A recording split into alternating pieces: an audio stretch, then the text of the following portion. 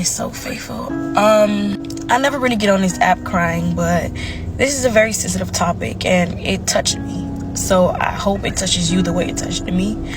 So everybody who knows, my birthday just passed and I had such an adventurous weekend. Like, I loved the weekend I had. But there were some inner battles that I had in me that I was questioning.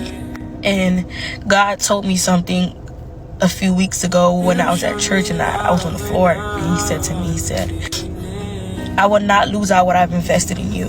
And he said to me, he said, I love you. And I've delivered you from that. Don't go back. And a lot of people may say, like, why is this so? It's not that serious. It is, because the things that he delivered me from were things that almost killed me. And so when I was in work, I was just minding my business. And I came back in the car and he said it again. He said, do not go back from the place I delivered you from. See, some of the places that God has delivered us from, he's made it a graveyard. And if you go back, you may get stuck in that graveyard and everything in that graveyard is completely dead. And you may feel like what I'm doing right now, or I'm sinning and I'm doing this right now, oh, it's not affecting me. But it is affecting you spiritually. And that means that the more you sin and the more you displease God is the more he cannot reign where you are. And it's not because he doesn't love us, it's because he physically cannot reign in a sinful body. So sin separates us from God. And whatever God has delivered you from, wherever place he has taken you from, do not go back, because it will not be worth it.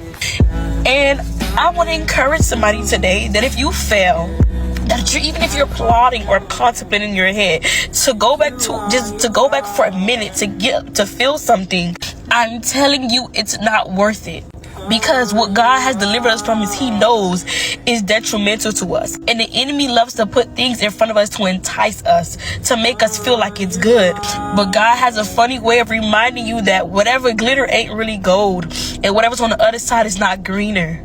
So I just want to encourage somebody today, as it encouraged me, do not lose out on the investment God gave you. You've suffered enough. You've invested enough. Some of you have tithed enough. Some of you have prayed enough. Some of you have seeked enough to get to where you at. Do not miss out on what God wants to give you for 30 minutes, for 10 minutes to please your fleshly desires.